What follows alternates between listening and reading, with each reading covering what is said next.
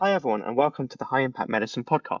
In each episode of this series, we talk to a medical professional who's pursuing what they consider to be a highly impactful career, alongside or learning from previous clinical practice. We'll discuss their journey from med school, the impact of their work, and their advice for anyone interested in going to the same area. Dr. Alastair Yeoh is a junior doctor who recently returned from working in Ethiopia with Médecins Sans Frontières. He also worked in Zambia and is looking to pursue a career in infectious diseases and global health. He's passionate about effective giving, having taken the Giving What We Can pledge in 2019 and currently donates 20% of his income after tax to effective charities. We're really excited to talk to him today about his career and his thoughts on impacting medicine. Alistair. Hello, Abe. Thank you so much. Yeah, thank you so much for having me. It's a pleasure to be here. And yeah, I'm really impressed by what you guys are doing at High Med. I think it's fantastic. And yeah, I would have loved to have that sort of thing when I was going to med school and my junior year. So thank you. Great, thanks so much. And yeah, pleasure to have and thank you for joining us today. So to start off, I was wondering if you could tell us a little bit about your journey from med school. What have you done between being a med student and where you are now? So I graduated in 2015, and through med school and through my foundation years, I kind of always thought I wanted to be a cardiologist. So I quite liked quite cut and dried, quite good interventions. You saw people getting better, quite sexy, lots of gadgets. It seemed like quite a cool thing, and so I kind of always wanted to do that. And then in my F3, I kind of, but by chance really, I decided to go away to work in Zambia for 8 months.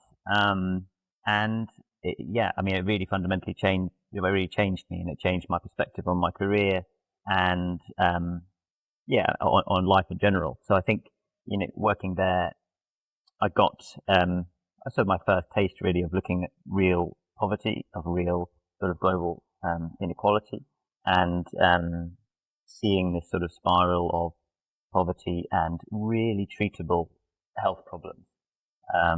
And I think that really made me think, wow, there's really something, there's really a lot of good that can be done here. And sort of started me thinking about, yeah, the rest of my career.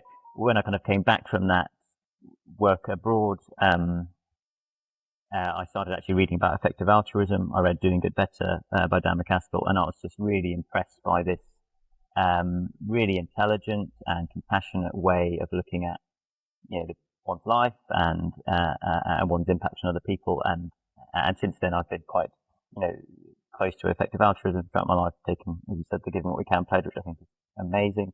And over the last few years, I had been working up to work abroad with MSF.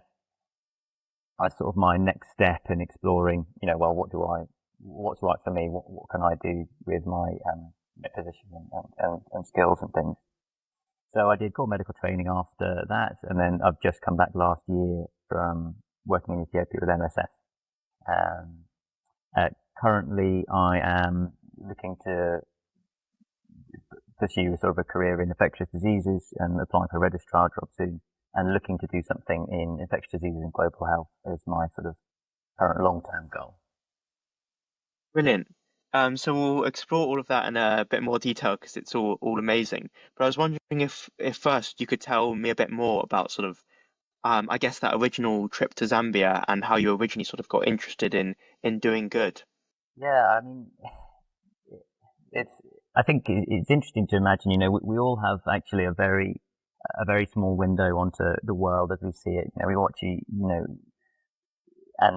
the ability to travel and see the reality of life for other people is like a huge privilege that we have, particularly as medics, as most of your listeners will be. We have these opportunities to go on electives, to do work abroad, and really see like how different life is, and how, unfortunately, how difficult life is for many people, particularly where there's a lot of poverty. So, I worked there for 8 months. It was a fantastic hospital there, providing healthcare for free. It's called St. Francis Hospital. It was a great place to work. It was a mixture of local doctors, some other volunteers from abroad, and you were seeing a lot of people with HIV, a lot of people with TB, other really treatable illnesses, and a lot of people. I was really struck. It's possible not to be. I think if you go to those places, so many people suffering and unfortunately dying of things that in the UK, which is not a problem. There's completely solvable, preventable diseases that a lot of these people suffer from. yeah, and so much sort of so many a real mixture of real amazing success stories of simple good medicine saving lives, and also a mixture of actually really sort of heartbreaking situations where you realise there's a lot of progress needing to be made in these countries where healthcare is so poor. I think that really touched me, and I think when I came back, there's a lot of adjustment back to coming back to being in a high income country and thinking, gosh, wow, this is a bit of a sort of reality check really for me, and got me thinking a bit more about my life and what's kind of going to be important for me when I'm on my deathbed, whatever age that's going to be. Wow, yeah, that makes a lot of sense. Just to ask for our listeners, when you went to Zambia originally, was that with a particular program with MSF or something different? So this was no, it wasn't with a particular organisation. It was with the St. Francis Hospital. So it was I applied directly to its hospital. That was a mission hospital supported by some over the last few decades by various sort of UK-based surgeon who had helped to run the hospital, and then his sort of legacy of having volunteers out there. So it wasn't an agency. I applied directly to them. I'll just signpost now, and maybe we could signpost later, but I'll just signpost now a website called Volunteer Global Health, which one of my colleagues and friends runs, who is a website which has lots of links, lots of information about various different NGOs for medical students for electives, and also projects Brilliant. like my one. So my one was a relatively small scale thing, but I'm sure we can have a link to that in the description.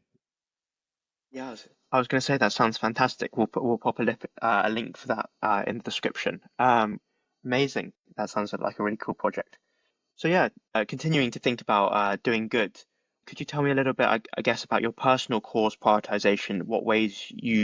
How you conceptualize doing good?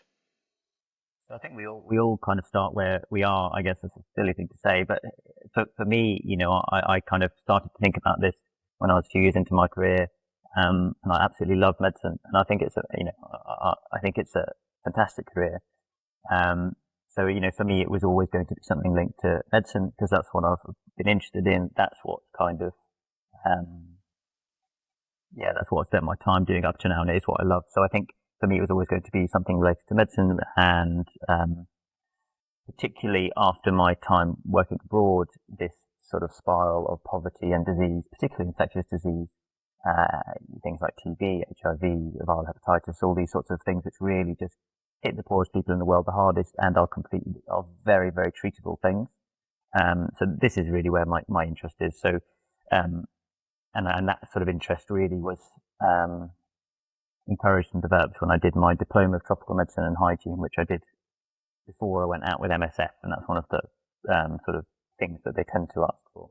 But that was a diploma which you can do, 3-month diploma in Liverpool, where I did it, or in London, and I think that really sharpened up for me what I would view as my cause prioritization in terms of global health and infectious diseases. There's some really amazing careers out there for clinicians who are interested in these really big problems of health inequality and how through healthcare and treating good medicine, good research, good science, you can kind of make a big difference.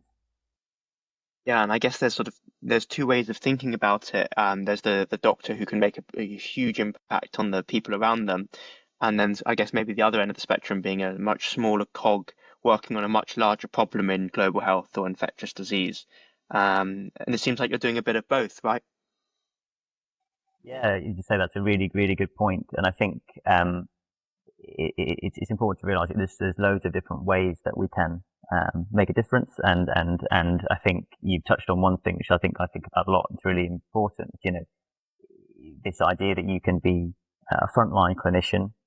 I think sometimes we see this sort of. I've spoken to lots of people about this, and I think sometimes feel like, oh, I'm the frontline clinician. The only way you ever make a difference is if you're pulling the strings at the top sort of thing. And, this sort of paradigm difference between being a frontline worker and being someone who's involved in policy or higher level strategic or coordinating decisions. And I think both of those things, I think a lot of people I speak to tend to think that the latter is the answer. And it's like, well, actually, you can't make any difference unless you're a politician or something along those lines. That's an extreme view. But I would say, my experience, I would say that's not true. And I think it's what you said, that, you can be a frontline worker, say you're working with MSF, for example, there you'll be making a very, very big difference to the individuals that you see. You'll see people, you will, through applying basic principles of medicine, cure them of TB. Individual people's lives will be saved, no question. But then you can sometimes stand back and think, oh, well, what am I really doing in the big picture? But you'll be doing a big thing for a small number of people. If your goal is to try and work in WHO or, I don't know, some higher level thing, it's also fair to say that those big systemic changes that will ultimately change the world, are really important. They're going to be the cumulative effect of many, many, many, many people working for many years. Research, global health policy. Each person working on that is a very small part of a very big thing. So, to say what you said, you can be a big part of a small thing, or a small part of a big thing. Just to kind of, I suppose, cast some sort of, nuance to this idea that all of this EA stuff is about, trying to optimize the good that we do, and so on. And it's really, really admirable, because the heart of that is this deep compassion to try and solve the problems of the world. But I think it's good to have a sense of nuance about it and realize that, there's many different places you can work in that kind of tapestry to do good things. And it's not all about necessarily the sort of high level stuff, nor is it all about frontline work. They all have their pros and cons, and will each be sort of individually resourced and appropriate to do different things, which I think is a really hopeful Yeah, view. definitely. Yeah, that's a really, really nice way of conceptualizing it. And I guess one thing that also comes into my mind is when you're working on these really large problems for a number of years with a large number of people, I guess it may feel like you're not making such a difference on a day-to-day basis. And I don't know, I feel like that can affect a lot of people. You have to be a pretty special sort of person to only be able to do that for years and years. And clinical medicine, I guess, making that impact on people day to day really gives you sort of some feedback immediately that what you're doing is good and you're contributing and helping people. Yeah, I think that's a really important point. That if you're involved in something with a very long time frame and you're not seeing the people involved and you're not seeing maybe the results firsthand, for some people that may be it might not be the right fit for them. And there is something I think really important about understanding for yourself what cultivates this salience and this kind of connection with the causes of doing good and helping other people, and realizing that there's a great actual personal well-being that comes from wanting to help other people, and but also keeping that kind of central in your life. So I think that's something which is really, really important. And for each individual person, I would say the cultivation of this desire to help other people, or this sort of the salience of that, this idea that as an individual person, I have something to offer to the world, to other people, keeping that really forefront in your mind is in itself something which requires some reflection. And for some people, I think for me, my work abroad was really important for me, to be able to keep that in the center of my, as close to the center as I can keep it. Obviously, we all drift, we're all human, and I think it's important to be kind to yourself in this domain. But my work abroad certainly helps me to keep that central for me, and for everyone. I think that's something to certainly bear in mind. Great. So let's chat a bit more about working abroad and your work with MSF.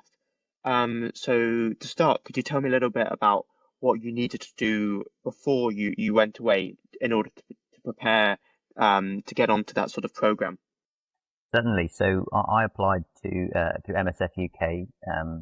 I imagine most of the listeners would be considering, but there's lots of sort of sections all over the world. All you have to do is sort of Google your nearest section, and on the website they've got really good and clear criteria for what they're looking for.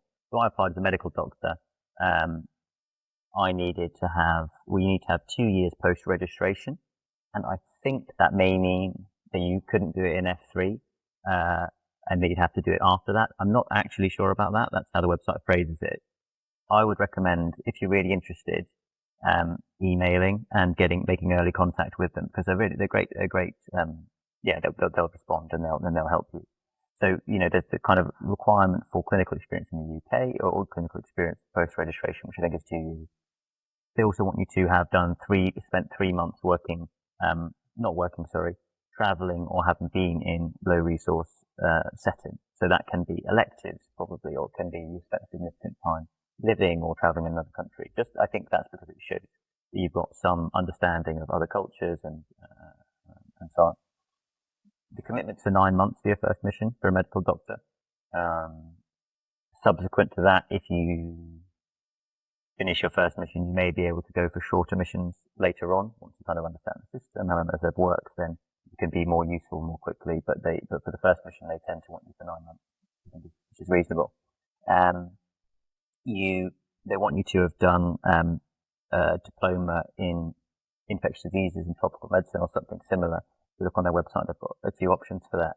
So that was the diploma of tropical medicine and hygiene I did in Liverpool at the Liverpool School of Tropical Medicine, which was really good. Loads of inspiring work going on there. And there's also a tropical med school in London. So those are the things that that they're looking for, really. As a sort of, yeah.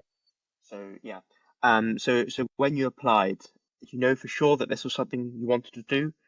Were you unsure, and how did you come to make that huge decision?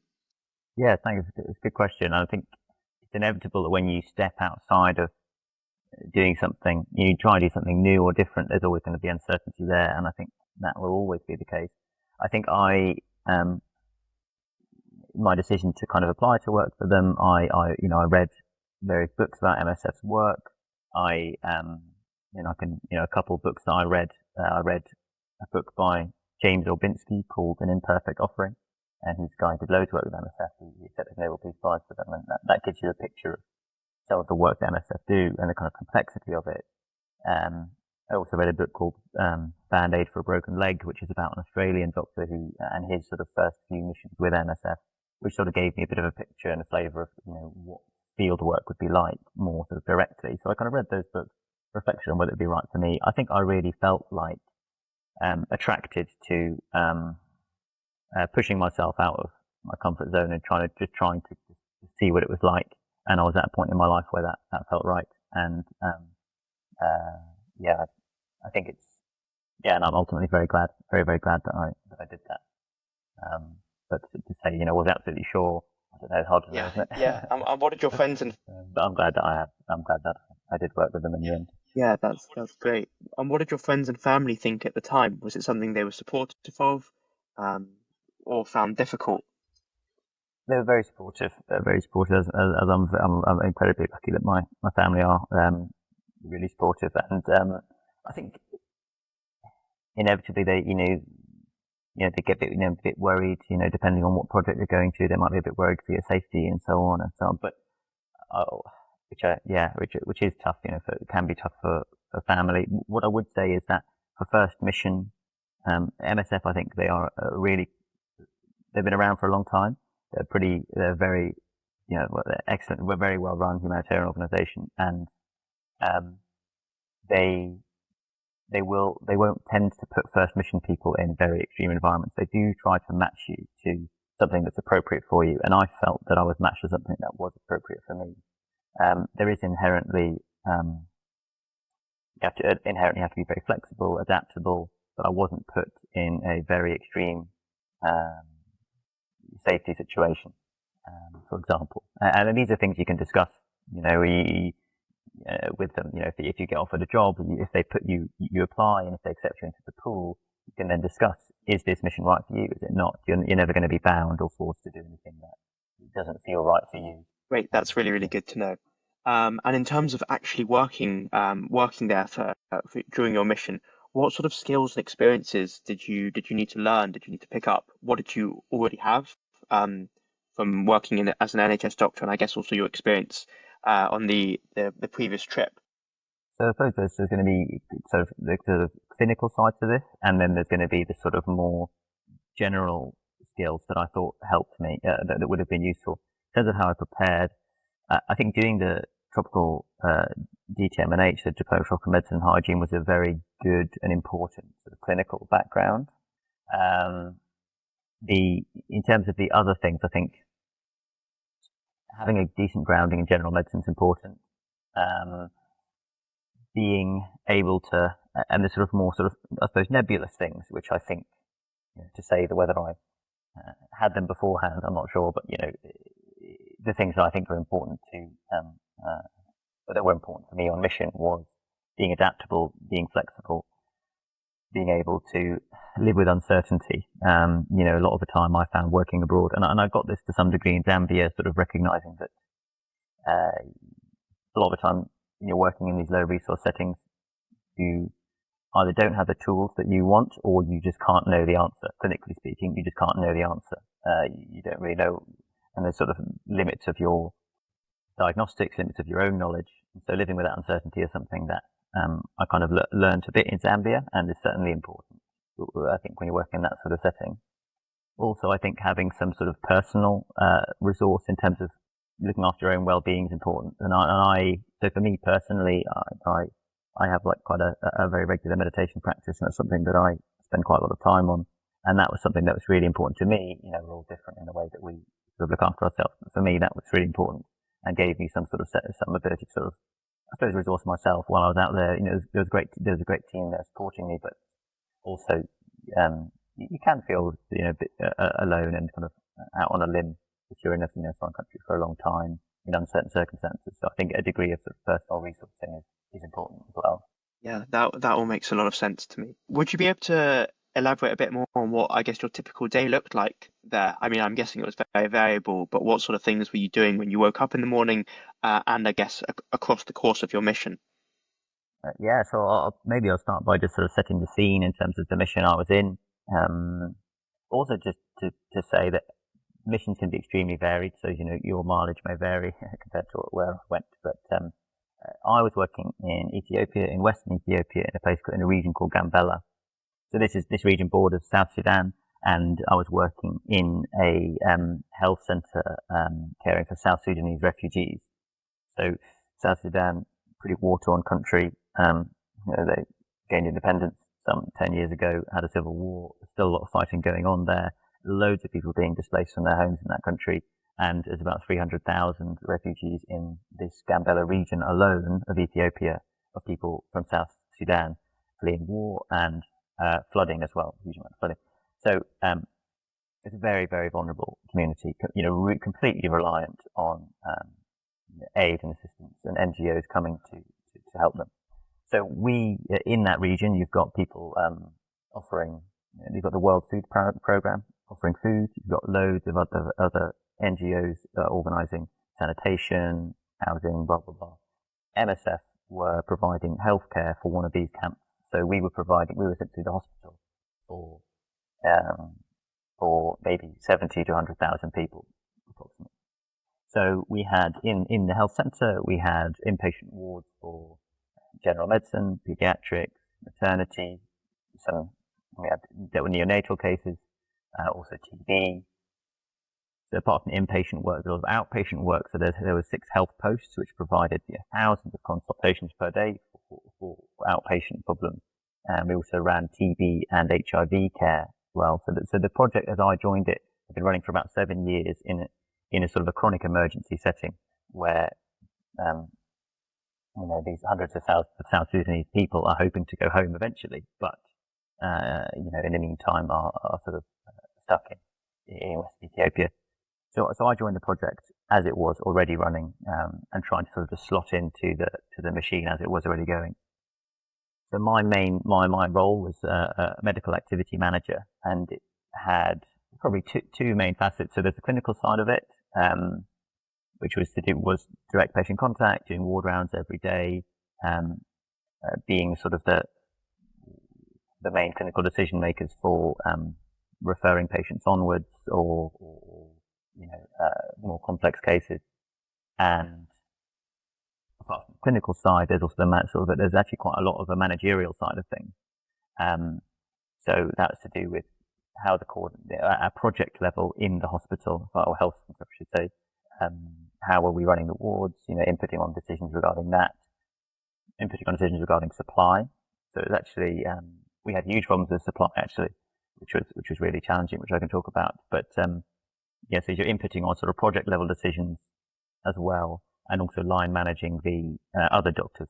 So I was working with a team of national staff, so some doctors there who are excellent, and other clinical officers who were also Ethiopians, working with MSF, and across the board they were really good, loads of fantastic local knowledge, and very dedicated to the people that they were serving.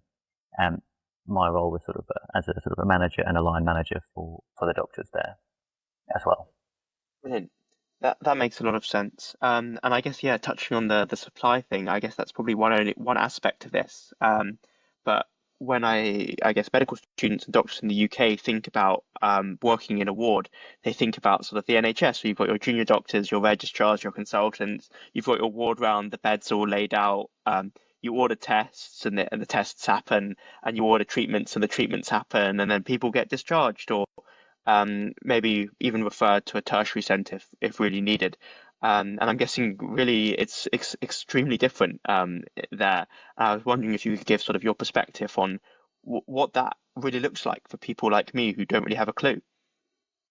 Yeah, I would say it is different. Yeah, the skeleton is the same. You start the day, you do the ward round, you order the tests that you can order. I mean, in terms of the tests that we had available, very minimal. So we had, you could do hemoglobin, you could do some rapid diagnostic tests for things like malaria or HIV. We had an ultrasound scanner that was very useful, but we didn't have any biochemistry actually in terms of renal function, liver function. Didn't have any cross-sectional imaging, CT scanners, blah blah blah. So what you're working with is much less. But the bare bones of doing the ward round, there's nurses there, there's beds there, there's other sort of junior doctors around was the same. I would say big things that are different are lack of diagnostic tests. Definitely one big thing that was different, and I think one of the challenging things of working there was that there's a real patchwork of competency in that I was certainly not always the person who knew the answer.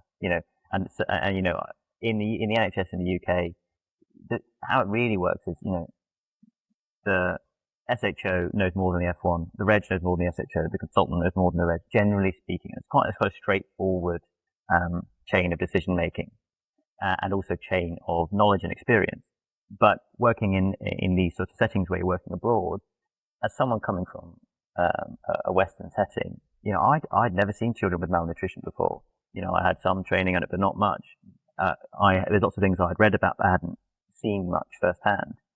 And so, but you do come. That's not to undersell the skills that you do come with, because you do come from the benefit of having been in quite a rigorous system, having a good first principles medical background. So you do bring something. But you also have to recognise that the people there, they know loads about. They've got a lot more first-hand experience of a lot of the problems. So it's interesting really, because you have to try and work together with the staff to kind of bring together the competencies that you all have to try and come to the best decision. And I felt for myself that I was the one trying to kind of coordinate that and try to be appropriately have humility and not pretend that you know everything when you absolutely don't. But try and sort of bring the knowledge together that you have in the team. So I suppose this is something that is really different.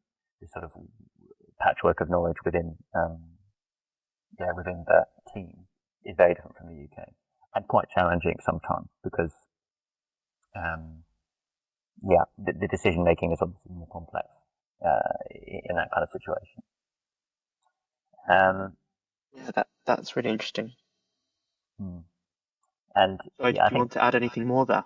No, just saying sort of how it's different really. I mean, how else is it different from the UK? I think I've kind of alluded to this before with my work in Zambia, but there's a lot of uncertainty. Sometimes someone just comes in and you just have no idea what's going on, and you kind of only have a certain small number of tools available to you. But there are real amazing success stories. And I can remember, for example, I remember one day I was just going through the ward and I saw I must have been 5-year-old boy or something on the floor, and he was going to be discharged that day. He'd come in with some diarrhea, and I kind of looked at him again. I thought, oh, he looks like he's got a bit of swelling in his tummy. Went through the history in a bit more detail, examined him, did a scan. He had fluid in his abdomen, which kind of didn't really fit, and then eventually came to a probable diagnosis of TB, which is not sort of a wonder diagnosis by any means. It's very prevalent, but you'll only treat it if you think about it. And anyway, we started him on TB treatment, and I saw him a few months later, and he looked fantastic, and I can just see his face now and think, wow, that was a really clear example of like, wow, this, I'm really grateful that we were able to help him, and I think that was the right diagnosis. You get these fantastic success stories where you really feel that you can help, but at the same time, there's also a lot of really tough situations. Seeing children with malnutrition is really, really hard, and they're incredibly frail. A lot of them die, and I've never seen children dying before I've been with MSF. I saw a child with generalized tetanus who unfortunately died, and that was probably one of the worst things I've seen. So I don't say that to sort of scare people off, but just to say that the reality is that there are these hard swings between really quite hopeless, desperate situations, but these always must come, kind of almost by definition, with these really treatable, really curable conditions. Children that absolutely would have died if not for basic antimalarial, TB treatment and so on. So I think that is something that is different. The sort of hard swings either way to work in a high resource setting. Sure, you get to have this amazing impact on people's lives, but I guess there are also other times where you can't help as much as you'd want to and might be able to if you were in a more developed country like the UK and with the resources that the NHS has. And I think sometimes as an individual, firsthand when you're the doctor there trying to sort of make clinical decisions, I think it can be hard because when you're in that much uncertainty, taking responsibility, you have to take responsibility for decisions sometimes and not really necessarily know the right answer and just say, do you know what, I'm going to try my best here. We're trying our best here, and accept the limitations of the situation and not take the limitations of the situation to be your own personal failing. That's something I think that is important. And you've touched on a couple of these ideas already, but big picture, what sort of things have you learned from working in MSF? And now that you're, I guess, back working in the NHS? So I think that personally, I feel that for me, having spent some time working in quite an extreme environment in that refugee camp in Ethiopia and also in Zambia, it has kind of it makes it more real to me. When you hear 1.3 million people die of TB a year, it kind of doesn't really mean anything. It doesn't land somewhere in your heart. But I think having worked in the situation, work there, you can kind of really, when you really see the real human cost of this global inequality that we have, for me, it's been really important, to give me a sense of meaning and direction for my life. I think that's, for me personally, something that comes from having had the opportunity to work abroad. I think also it's, I certainly wouldn't want to present myself as a sort of a authority on humanitarian work or anything like that. But from where I'm, from my perspective, I think working with MSF helped me to sort of understand a bit more clearly the space that the humanitarian work occupies in the sort of, we're talking about this tapestry of things, ways of doing good in the world. And I think humanitarian aid, and particularly MSF, I have huge admiration for the organisation. I think they're fantastic. They are, the place that they're working is in places where there would be no one else to pick up the slack, where, these people in Gambela and Ethiopia, where if they're not getting fed, if they're not getting healthcare, it just wouldn't be being given. So it's different it's a different model to other types of work, so development work or other types of global health work.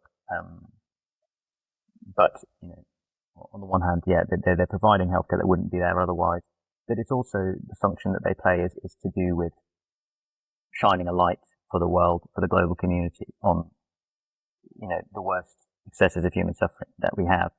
And for MSF in particular, they have a big tradition, sort of a mandate of speaking out about problems, about atrocities in the world. And that it's very hard to put a quantification on that, the good that comes from that. So I think, help me to understand a bit more about, what humanitarian work, is about. Yeah. I mean, it's a fantastic organisation from the small, the micro level interventions to the macro level interventions they're able to do through advocacy as well. And so, yeah, I think it's an incredible thing to have been a part of. And am I right in saying you're currently working as a doctor in the NHS? Yeah, that's correct. And I think the next steps for me are I want to try and get a bit more expertise, try and continue my training in infectious diseases, and hopefully, along that course, maybe do some more work with MSF or other sort of similar agencies. And for me, I'm sort of trying to figure out, what's right for me in terms of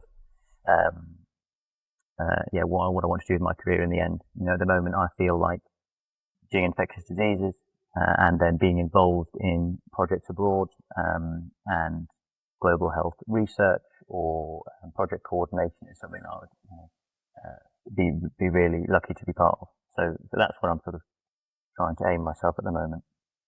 Right, that makes sense. So I guess the first thing I wanted to ask is how was it coming back to the NHS after working in Zambia and Ethiopia? I guess it was difficult and challenging in some ways, and in other ways, perhaps you'd learn things which were helpful. Yeah, I think coming back has its own challenges. I think both in terms of just coming back to society and culture and life in the UK, and then also certainly clinically coming back to the NHS. I think in terms of, if I talk first about the work side of things, I think sort of really, it's obviously it's just so different. And, whenever you start somewhere new, even if you start a new hospital, it takes you a few, weeks or months to figure out how to log into all the computer systems. It's just like so different. It's crazy. But yeah, actually I haven't found it too bad. And I've been very fortunate, that the place I've been working here has been good. And, you will get through it. It's tough. It's a tough start sometimes coming back from having been working in a very different setting. But I think inevitably after a few weeks or months, you'll get back into the swing. Get back into the swing of things. On the point of coming back more generally, I think it is. It's an interesting thing, really, because you've come from a place of seeing some really very extreme suffering, then being able to leave as a sort of privileged, British person. You can just go home at the end of it, having done your thing. Not to disparage it, but you do get to leave at the end of it and come back to all the comforts that you've kind of known and been used to. And then I think it does bring a certain sort of reflection on what we're really prioritizing at the moment in the West or in the UK, say. And I think, that takes some, that does take some reflection and some working through, I suppose. I personally see the sort of effective altruism movement and things like higher med as really the correct place to funnel that real incongruity. It's just so crazy to imagine. When I came back a month ago, I was in a refugee camp in Ethiopia. Now I'm sat in the park, having a coffee, or something like that. It's just the two things just don't seem to match in a strange way. But I think and that can, I think it can lead to disillusionment. But I think that the right path, if it's possible, is one of sort of optimism and hope that we can actually affect these problems. We can make a difference in the world. But it's pretty complicated business. Yeah, I mean, I guess the humility that comes is something that and the extent of global suffering. I mean, one thing that helps motivate some people to take the Giving What We Can pledge or donate a fraction of their income to effective charities like you're doing. So even if you can't be doing that yourself, and I mean, we're both sitting here in sort of, I'm guessing, sort of heated rooms with food and water, running water and everything. Um, Exactly. the one thing that's, I guess, some people that it helps with is, or one thing that maybe it helps motivate is the desire to donate to charity and the impact that can have through organisations like the Against Malaria Foundation and Give Directly. Absolutely. I mean, I think that's so important, you know, and it really changed working abroad really changed my perspective on my own wealth and how much I have and what I really need and what's really important to me. I think it's like, as you say, it's just like a miracle that things work. I mean, the way they do, you know, you've got food, you've got free time, you've got things to enjoy, you know, it's just amazing that we have these things. And I think I'm always just so struck by the capacity for benefit that comes with giving, you know, just giving your money. And we talked all about, you know, what you can do with your career, and, you know, where you can do good. And I think that's all really good. And for some people, that's the right way to take things. But I think just maybe donating on a regular basis, particularly through EA, because I think it's just I just really trust their paradigm and their model to really use that money in a good way.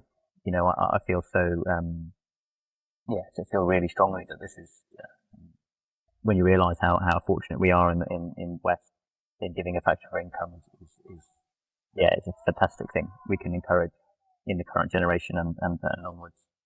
And we'll pop a link to that in the description if anyone's keen to find out more about the Giving What We Can pledge and effective charities and donating there as well. Just to move on a little bit now, you mentioned a little bit about what your plans are for the future.